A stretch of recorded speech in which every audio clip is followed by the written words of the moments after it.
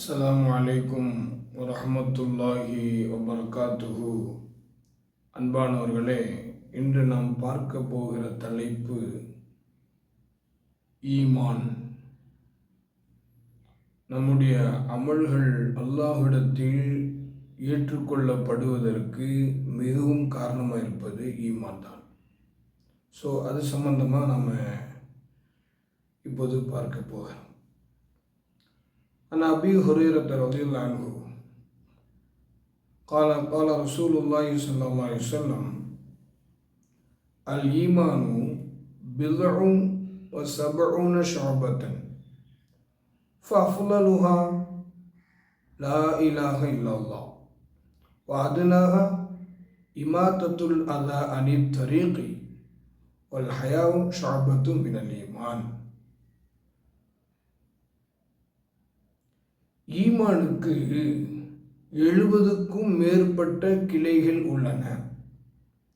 அவற்றில் மிக உயர்ந்தது லா இலாஹ இல்லல்லாஹ் என்று கூறுவது. அவற்றில் மிக தாழ்ந்தது இடையூறு தரும் வஸ்துக்களை பாதையிலிருந்து அகற்றுவது. மேலும் வெக்கம் ஈமானின் ஒரு முக்கிய கிளையாகும் என்று நபி ஸல்லல்லாஹு அலைஹி வஸல்லம் கூறியதாக ஹஸரத் அபூ ஹுரைரா ரலியல்லாஹு அன்ஹு அவர்கள் அறிவிக்கிறார். இந்த ஹதீஸில் நாம் கவனிக்க வேண்டிய விஷயம், ஒன்று ஈமான், 2 வெக்கம்.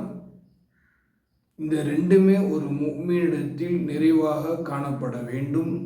அதன் மூலமாகத்தான் நல்ல பல விஷயங்கள் உருவாகுவதற்கு இந்த 2 விஷயமே காரணமாக இருக்குது. ஒன்று ஈமானு, இன்னொன்று அல் ஹயா, வெக்கம். வெக்கம் ஈமானில் பாதி என்றார்கள் பெருமானார் ஸல்லல்லாஹு அலைஹி வஸல்லம். ஏன்னா வெக்கம் இருக்கு இல்லையா, அது நன்மையான விஷயங்களை மட்டுமே கொண்டு வரும். அதே போல் ஈமான் நம்முடைய அமல்கள் அல்லாஹ்விடத்தில் மிக கபூலாகுவதற்கு, ஏற்றுக்கொள்ளப்படுவதற்கு மிக காரணமாக இருப்பது நம்முடைய ஈமான். இது முக்கியமானது.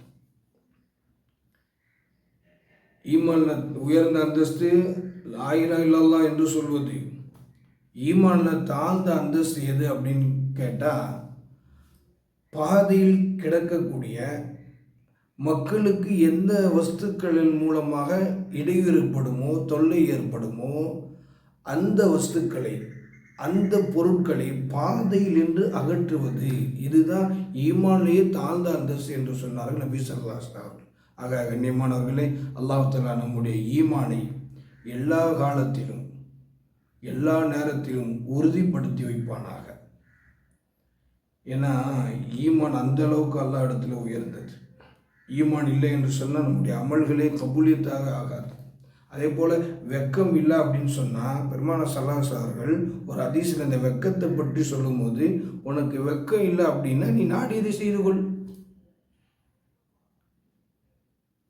வெக்கம் நன்மையான விஷயங்களை மட்டும்தான் கொண்டு வரும்னாங்க. அல் ஹயாவு லா யத்தி பிஹைர், அது நன்மை தவிர வேறு எதையும் கொண்டு வராது. வெக்கம் இருக்கணும். ஆணாக இருந்தாலும் சரி, பெண்ணாக இருந்தாலும் சரி, வெக்கம் இருந்து ஆக வேண்டும். வெக்கம் இல்லை என்று சொன்னால் நல்ல பல விஷயங்கள், நன்மையான விஷயங்கள் எதுவுமே ஏற்படாது. முழுக்க முழுக்க தீமை தான். அவங்க எல்லாம் அல்லாஹ் நம் எல்லோரையும் இந்த உலகத்தில் வாழும் காலம் எல்லாம் ஈமானோடு வாழக்கூடிய பாக்கியத்தையும், வெக்கத்தோடு, வெக்க உணர்வோடு வாழக்கூடிய பாக்கியத்தையும் தந்தருள்வானாக. அஸ்ஸலாமு அலைக்கும் வரஹ்மத்துல்லாஹி வபரகாத்துஹு.